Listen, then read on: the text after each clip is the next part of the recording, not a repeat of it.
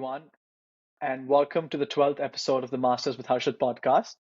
Over the last 11 episodes, we've covered engineering, we've seen journalism in the previous episode, and for this one, I want to kick off a very interesting Masters as well that a lot of people have been reaching out for, the MBA. And today we have with us Roshan. Hi, Roshan. Welcome to the podcast. Hi, Harshith. Thank you for having me. Yes, I've checked out your podcast and it's pretty interesting what you're trying to do. I Thank you. like it a Thank you, lot. Roshan. Thank you. So Roshan here finished his undergrad from NIT Calicut. He worked for a couple of years before he moved to UC Davis to pursue his MBA. So Roshan, why don't you walk us through what you've done so far and like how you ended up wanting to pursue an MBA? For sure. So, like you mentioned, my undergrad, I got it from NIT Calicut. So, I was a computer science grad as well. But then, towards the end of my fourth year, I realized that I didn't really want to go into tech. I didn't want to be a coder. I love tech. I'm a big tech geek, but I didn't want to sit behind a computer for like 8 hours a day. So Right. I like completely switched lanes and I was like, I want to go into business.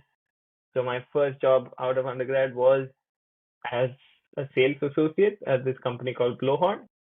So Interesting. Blowhorn mainly works in the intracity logistics field. So they do all kinds of, transportation of items, anything from food to furniture, electronics, everything that is transported inside a city. So I did that for about a year and a half. For somebody who has absolutely no, background in sales or business, this was a good start.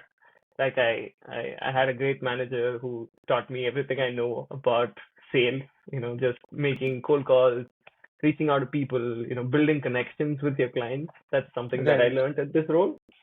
That's cool. Post that, I felt it was a little stagnant after the year and a half that I spent there.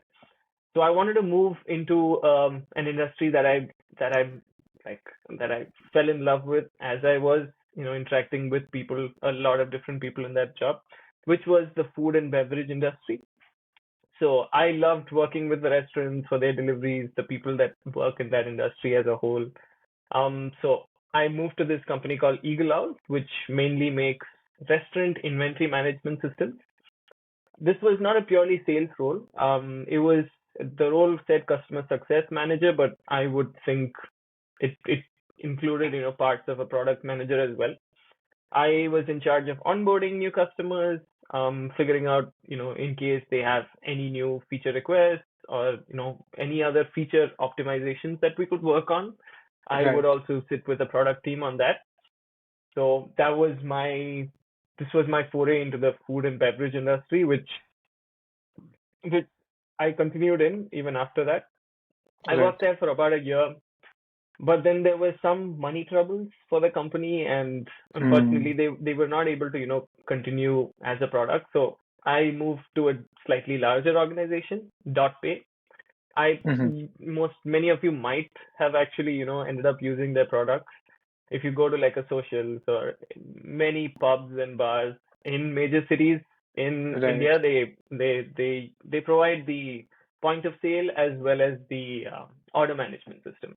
Got it. So Right. here I was a part of the consulting and implementation team, which is along with the previous job, whatever responsibilities I had. This role had more interactions with potential clients to help the sales team basically close large clients. Because I was Mm. a product expert, I understood how the product worked, how it fit the ecosystem that the client was trying to build, and Right. we had a point of sale system, we had order management, and as well as an inventory management system, and we would change it up and fit it for a lot of different clients. Makes sense. Some of the clients that we were working with, like Socials, Magna Foods. Mm. Um, it's been a while since I've given a sales pitch like this, but these are just the biggest Absolutely. clients that we Right, had. right. For sure. Um, once I spent about another 7 8 months throughout this process is when I wanted to pursue my higher education. I Hmm. wanted to basically level up. I wanted to get my manager's job, and if I wanted to stay in the company, I would have had to Right. maybe spend another 3, 4, maybe even 5 years to reach the level where I Hmm. wanted to be at, Right. and I wanted to move outside India. So this Hmm. just kind of Both of them worked out together. where Right. yes, yes, I can get an MBA where I can quickly level up in the chain of command, as well as I Hmm. get to move to a country that I wanted to move, which is America. Makes sense. Makes sense. So, Roshan, did you Yeah. like see a gap in skills that you had and you needed, or was it just like the degree requirement that the role particularly had that made you want to like upskill yourself, like pursue an MBA? Mhm. The biggest shortcoming that I had was I didn't have a business background by Hmm. education. Right. Mostly bachelors, even in America, like even if you get a CS bachelor's, you will be taking a lot of classes that are not particularly STEM. You might take an economics class, you might take an accounting class, just to, Hmm. round out your skill set. But I Right. don't think you can do that in India. We don't Hmm. have a system where you can get a well-rounded education. It's a great Makes sense. education Right. system, but it's very specific, and you can if I did CS, I we go really deep into CS, but there's not a lot of other subjects that you can touch up on. So Right. finance, accounting, anything business related is something that I was lacking. And it has been amazing for the past like 4 or 5 months that I've been here. Like the first accounting class that we had in August, like it opened my mind up to like a completely new field that I didn't even know existed. Makes And this sense. was in Right. spite of working in business roles for the past 3 years. But like finance, accounting, anything business related is something that I was lacking, and I had to get it. Makes sense. I think all of that adds up to what you were talking about, where you want to be. So, Roshan, when you Definitely. were applying for your MBA, right? So, what were Hmm. your other options other than UC Davis? So, am I correct to say that you had 3 years of work experience before applying? Yeah. I mean, No. at the I time of, mean, so at the, whenever you apply, sorry, go ahead. right? No, go on. You're answering the same question, so it's good. So usually when you apply, I applied pretty early. So I applied in 2022 around October. So I had Hmm. 2 years of full-time experience, and then usually the applications will ask you to give you a tentative how many years will you have when you actually start. So Mm. 3 years is what I would answer all the questions as, but I Right. only had two when I started applying. Got it. Makes sense. Right. Yeah, and Also, three is Roshan, usually the is a good number, I believe. got it. Got it. So, that's the first thing that a lot of Indians have when applying abroad. In India, if you apply for MBA, I don't think you even need work experience in a lot of schools, except, probably ISB and things like that. Hmm. But yeah. So moving on. So, when you were applying to UC Davis, what were your other options for MBA? Were you considering Europe as well, or was it just in the US? And like in US, what other schools were you applying to? Hmm. So I applied to so the my entire thought process was 3 years of work experience was slightly on the lower side. Hmm. So I had to balance that out with whatever GMAT score I had, and the amount of experience is one thing, the quality of experience is another. So I had Right. to balance all of them out and figure out like which universities I could apply to. This took me Hmm. about a month or two just to like, speak to people, speak to seniors from my college who were at the schools that I was looking at. I Makes sense. applied to I applied to Georgia Tech, Rice University in Houston. Then I applied to ASU, Arizona Hmm. State, Right. Rochester Institute of Technology, or Rochester United University, one of those, as well as Hmm. UC Davis. Got it. My entire thought process was I wanted to move to the US. I did not want to. I wanted to go somewhere which is not too cold. I know it sounds like so superficial, but like all of the No, no, I choices that I think made. no, I think that is a very, very rational decision because a lot of people come here and regret once they're here Hmm. because staying in people for people who stayed in India, like it's not the easiest to adjust to the cold climate here. So I think that's Yeah. fair decision. People really have to think about that too. So my number one reason I didn't go to Canada was because of the cold. So New York's cold too, but it's not anywhere close to Canada. So Yeah, yeah. yeah. Canada is unbelievable. Like my friends who are there, even Canada and Michigan. So one of my friends who is in Michigan right now, Mm. he says like 4 months out of the 12 months it's snowing, which Right. On paper, see, sounds like, oh, it's got the snow outside, but it gets depressing after a while. Just seeing white Absolutely, outside absolutely. you all the time. Right, right. Yeah, yeah, I can imagine. Like here, the snow hasn't started in New York, but like uh the Hmm. clouds, the sun sets at like 3:34-ish and it's dark. And yeah, Mm. it's sad. It's sad. Uh, Yeah. so moving on. So was there anything that you think you did in your career that was pivotal for UC Davis to accept it? Like, did you do something you think that your peers haven't done that helped you basically make it to UC Davis? UC Davis specifically, one of the reasons I applied here was they have a very strong food and ag background. So food, Interesting. agriculture, and everything is very big in this area. So Okay. Davis is like right at the north edge of the Central Valley, which is Mm-hmm. where most of the agriculture happens in California. And Mm-hmm. California is Mm-hmm. known for its agriculture and food Right. all over the world almost. So Right. UC Davis being known for a food and ag school, along with the food and beverage industry experience that I had, I feel like that had an impact on the overall um, application. If Makes you sense. are from like a consulting background, you would more likely get recognition at an IB or something where that is the Right. main focus. Right. So you targeted based on your interests and like you align Hmm. your goal. That Yes, makes sense. That makes definitely. sense. Right. So Roshan, like compared to a lot of the regular CS or like engineering programs where there's just like early deadline and like regular deadline, I know Hmm. that when I was last seeing a couple of MBA programs, they've got like multiple rounds, round one, round two, round three, round four, and stuff like that. Definitely. So how does that work? Like what was that for UC Davis and what round did you apply in, and does it really help applying early? So most of the round one deadlines are between, I would say, 15th of October till the end of October. Mm-hmm. UC Davis was kind of towards the end, if I remember, because I finished off all four of the applications and UC Davis was the last one. Got it. Um, that is round one. Do I believe round one candidates have a higher chance? I would think so because they're still trying to, figure out how they want to, configure their entire class. Mm, So my right. class has 36, 38 people.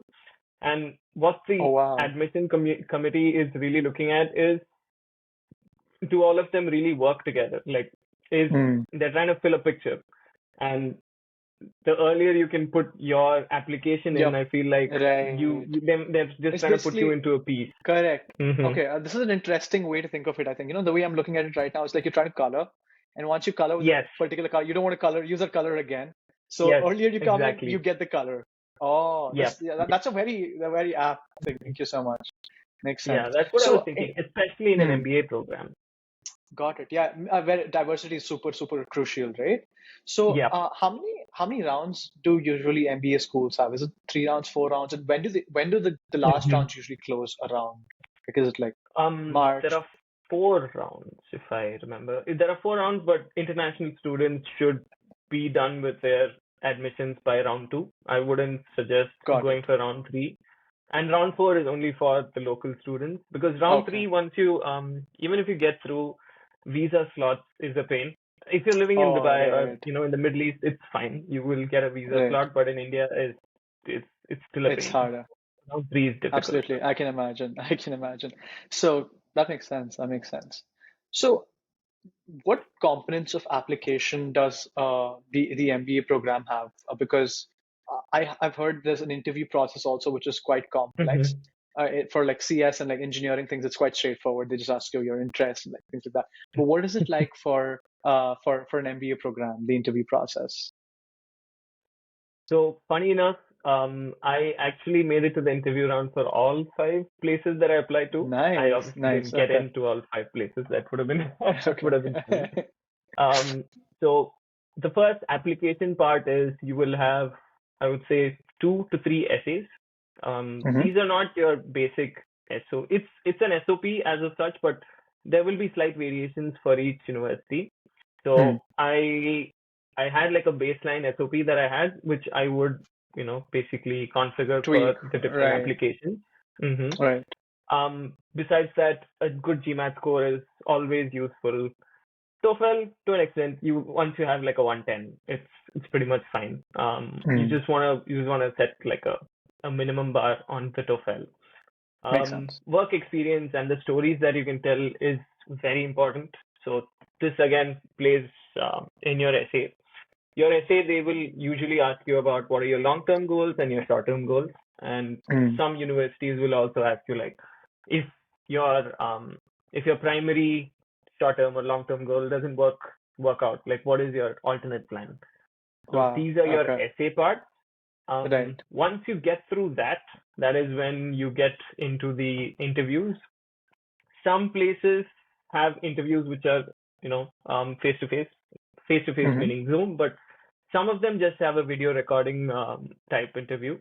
At Rice, Mm-hmm. if I remember correctly, it was just a recording where the Mm-hmm. computer would just ask questions and then it's just recorded. Whereas for the other four places, I had like a face to face interview. Got it. So, who was the interview with? Is it like with the admissions committee? Is it with the alum, or is that with like professors, or what is it like, or current students? Or Um, there was there was an admissions committee person who would lead the call almost mm-hmm. all the in each of the instances. Mm-hmm. A couple of the calls that I was on, they also had a current student just to answer Okay. questions that I might have that Mm. the admissions committee can't really answer. Correct. It was more like a job interview than it wasn't very it was like a job interview if I have to Got be it. frank. Like they're just trying to Right. figure out like what kind of background you have, what kind of skill set you Mm. have, and again, like you said, the coloring pencil, like what color are Right. you and where can they fill you? That's what they're trying to Right. figure out. Makes sense.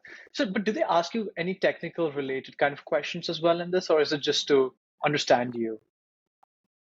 I did not have a lot of any technical questions. It's Got it.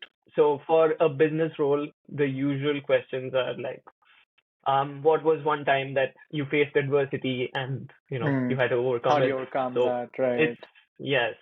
So it's all variations of those questions. So Right.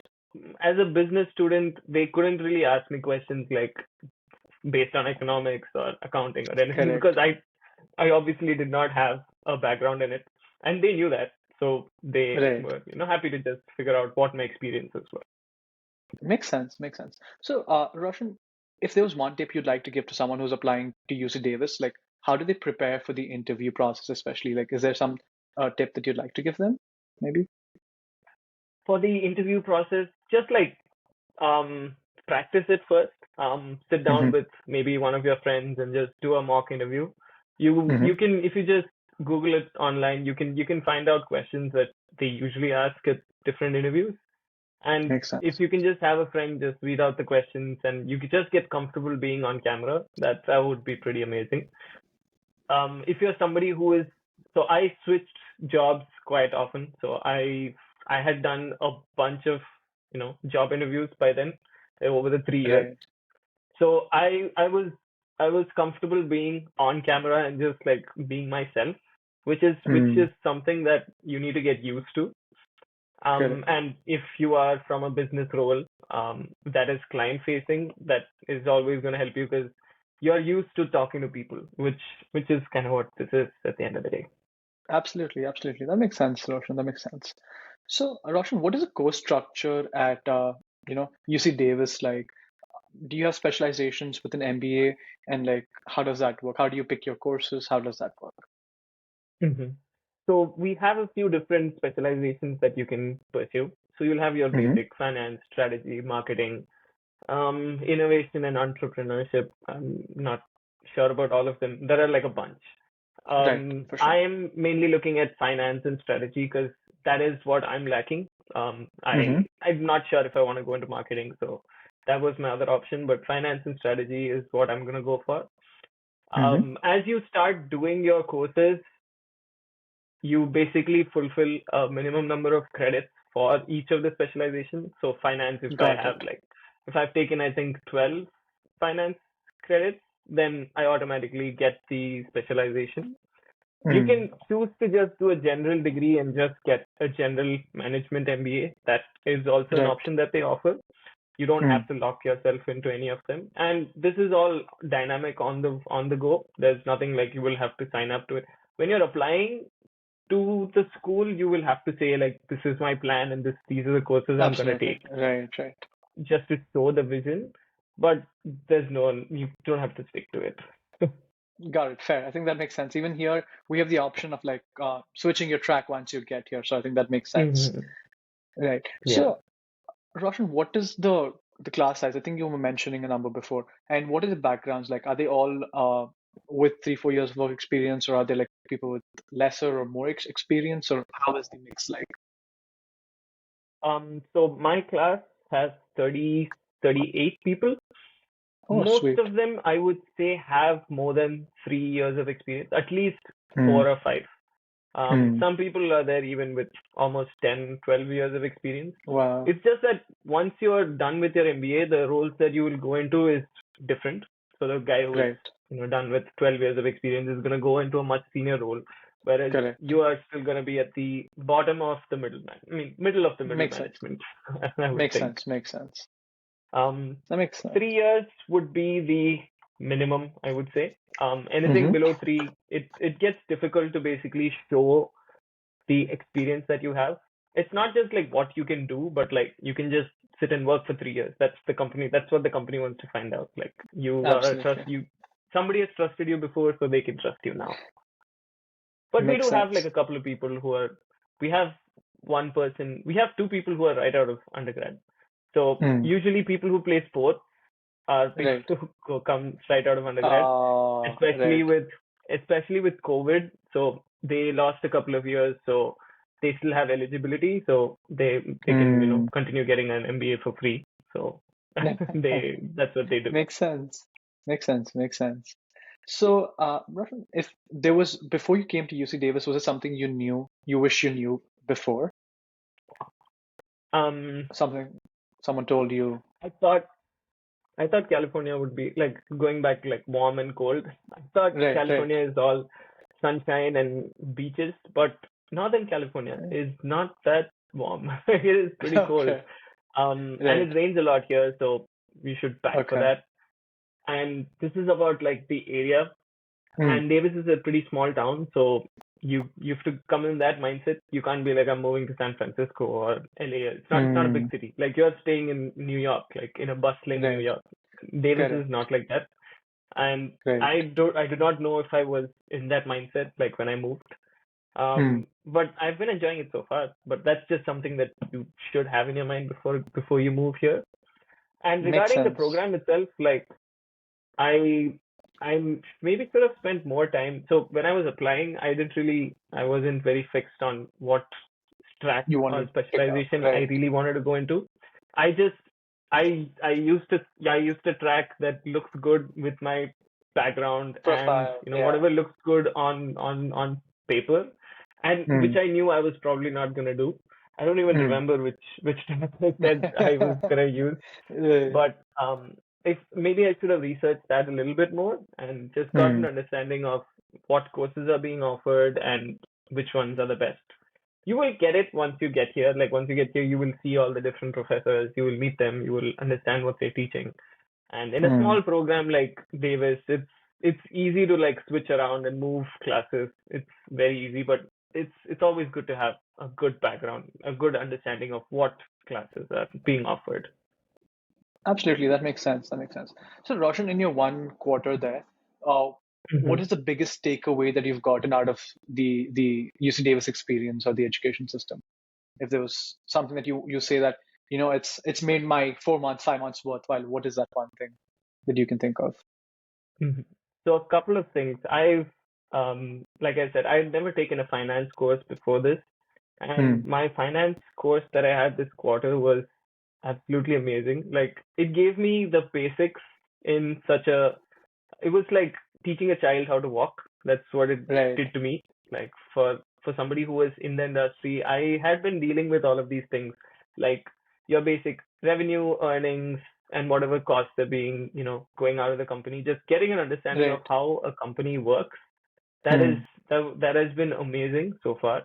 I'm sure like most MBA programs, if you go in, that is the course that's going to open up your mind, especially for Right. engineers like us, where numbers are something that we enjoy doing. Finance is an easy option. And the second thing is I've also taken this class, which is the Food and Ag Immersion.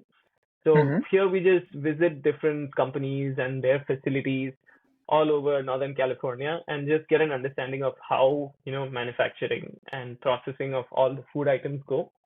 Like, for Interesting. Okay. example, in our second week, we visited this caviar farm. It was a Wow. sustainable caviar farm where the Nice. CEO Okay. is an alum of UC Davis, and Wow.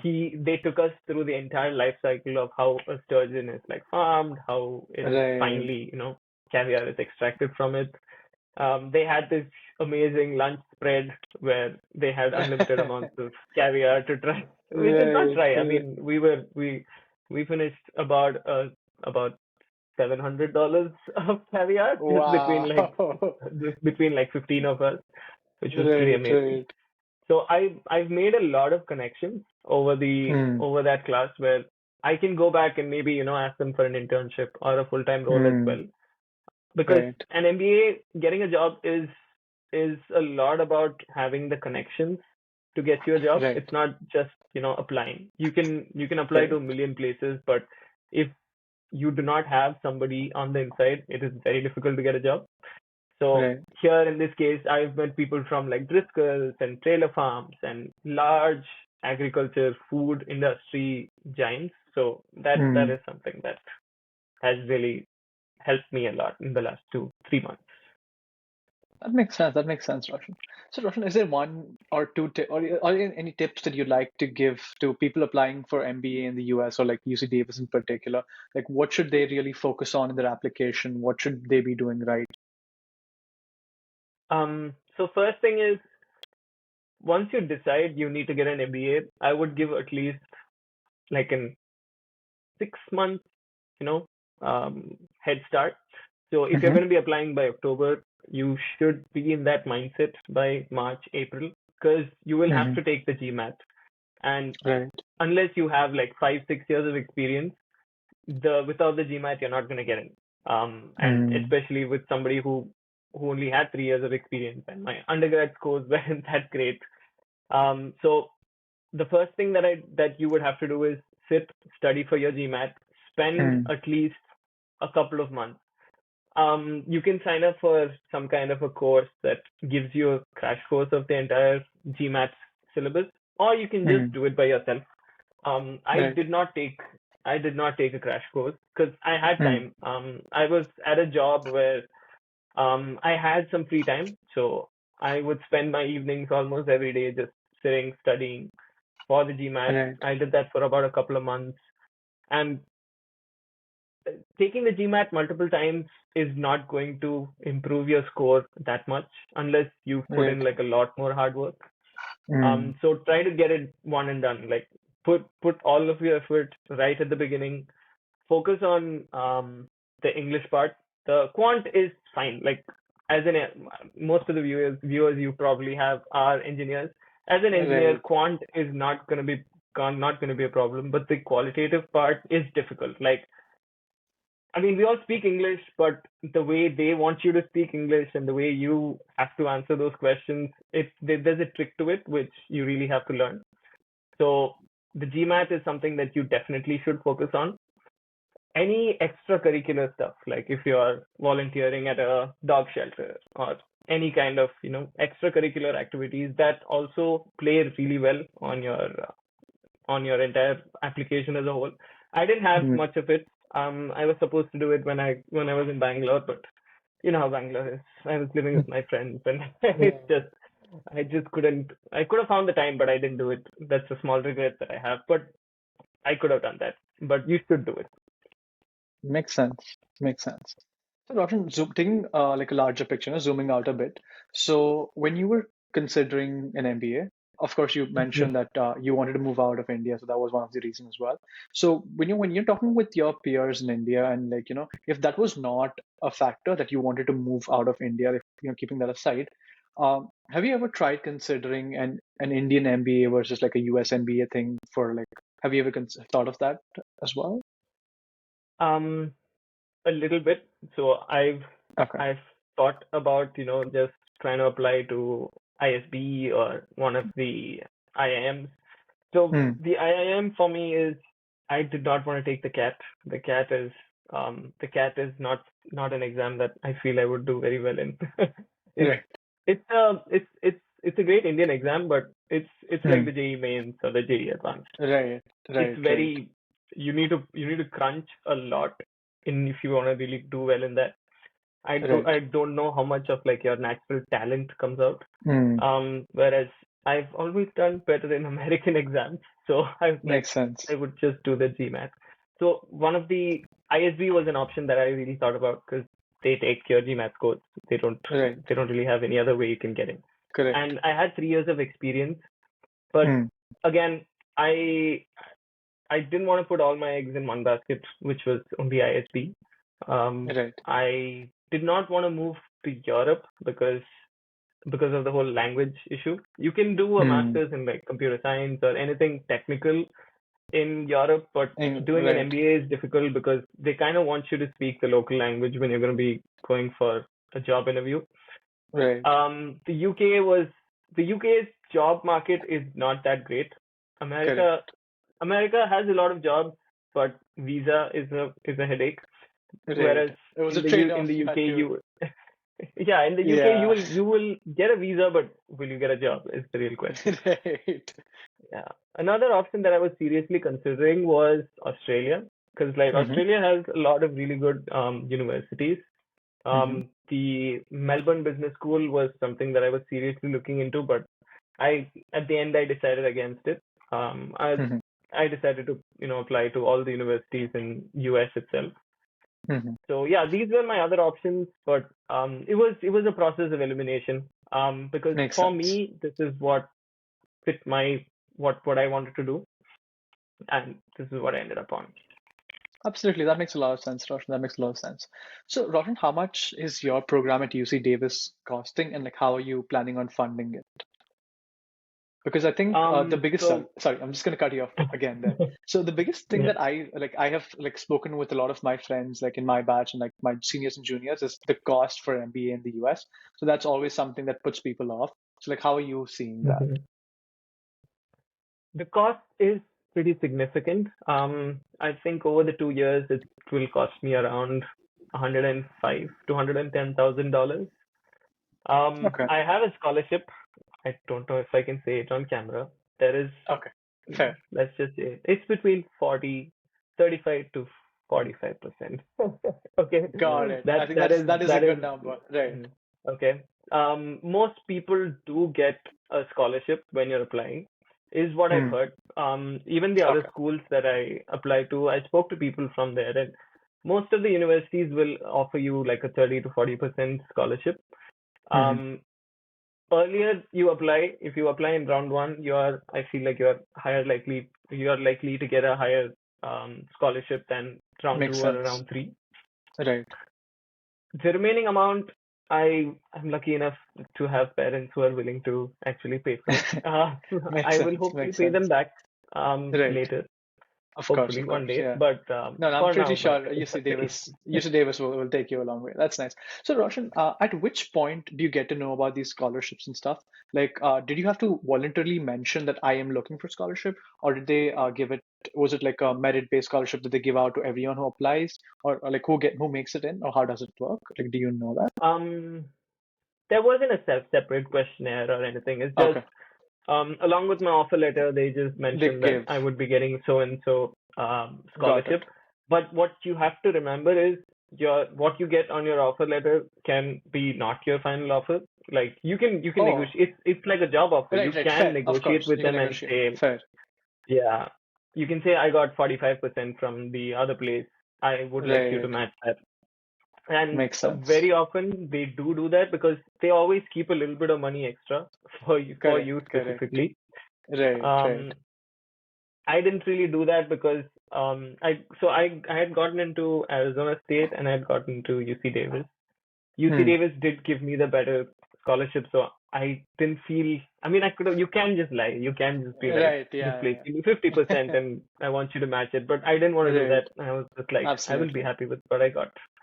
Makes sense. Makes sense. It's always very important to, especially in things like this, to be super uh, ethical, because you don't know at what point they Mhm. might ask you, okay, fine, like just show us what your offer letter over there looks like, and then that'll put you in a spot where you don't want to be. Makes sense. Makes sense. Yeah. So, Roshan, another thing is, for a lot of engineering degrees, you need a high GPA, right? That's like the primary metric. But hmm you were mentioning that you were able to offset your GPA with a bit of your GMAT scores. Would you be comfortable in sharing both of these numbers? If that's okay. Yeah. Why not? So for undergrad, I honestly did not study enough. I probably could have done better, but I didn't. I was a six Right. pointer. I got 6.03 is what I graduated with, Okay. which is below par, I would say. A 7 and or a 7.5 above is what you would end up at an NIT if you actually, studied enough. Hmm. But then I studied for the GMAT and I managed to get a 750, which is an Which excellent is score. good. Which is amazing. Yeah, but I had to do that because my undergrad scores were not that great. Just to show them that Right. this was just a blip and Makes I could cover sense. it up with my GMAT. I think that's very important that, especially here, because for engineering, I don't think the GRE helps too much, because it's like the math is too simple. Even the universities know that, and the English is like irrelevant. So I think that's super, super helpful that you mentioned that, a very good GMAT score is super crucial for an MBA. hmm So I think Yeah. that brings us towards, the end of this episode, Roshan. Is there any last thing that you want to tell the audience about an MBA, or something that they should look forward to, maybe? And MBA is a lot about building connections. It's not just going to be coursework. That I believe is one of the biggest differences between an Indian MBA and like an MBA outside, Hmm. where you will I the word networking has I every time I hear the word networking, I get a headache. But that is because we are forced to network so much. But I can Right. see the uses of that. Like Hmm. every 2 weeks, I'm attending a mixer where I go meet different companies, meet different people from different industries, and what they are Hmm. doing, what they would like to do. So getting connections in the business field is something that the MBA really puts a focus on. Hmm. Because UC Davis is more of a food and ag school. Most of the best networking that you can do is with those industries. Those industries make sense. I The number of people whose cards and visiting cards and everything that I've gotten is I have like an entire box full of them. So Wow. the connections that you make with people is going to be more important than the classes that you take. Classes are not that difficult, to be honest. I I have a so with my undergrad GPA of like 6.03, I now have a GPA of like 3.95, which doesn't Crazy. make sense because Right. like I'm definitely putting in more effort than I did for my Hmm. undergrad, but it is it is more like you have a lot of group projects. You have a lot of things Hmm. that you have to do. Yeah, the test scores that you get is not going to be that important when you're doing your MBA. It's all going to Right. be like the projects that you're working on. Especially so in the second year for at UC Davis, we have this program called the Impact Project, where Hmm. they pair second year students with different companies. So it's a group of like 4 or 5 students with a company, and Hmm. they will come to you with a specific issue that you Hmm. get a quarter to basically solve. This is like Oh, a six, nice. I think it's an 8 credit. So your fourth fourth quarter is pretty much just this project. You're going to be Nice. interfacing with that company on a daily basis, trying to Hmm. figure out, for example, like one of my close friends in the second years, he's actually working with the Sacramento Kings on Hmm. their marketing, Wow. on their Oh, marketing side. Yeah, so okay. like, can you imagine like working with an Right. NBA team on like Right. their entire marketing, which is something that's super fun. And this Absolutely, this is just absolutely. one of the examples. There are like 6 or 7 different teams that are working on different industries at the same time. That's super interesting and super fantastic. I think a lot of people listening to this or watching this will definitely be interested in the program. Cool. I think that brings Yes. us towards the end, Roshan. Thank you so much for your time. This was very Yeah. useful, and Thank I'm you, sure, Harshit, for having me. yeah, absolutely, Yes, absolutely. Thank you everyone definitely. for watching. This was a fantastic episode, and please do follow and stay tuned for more episodes. Thank you.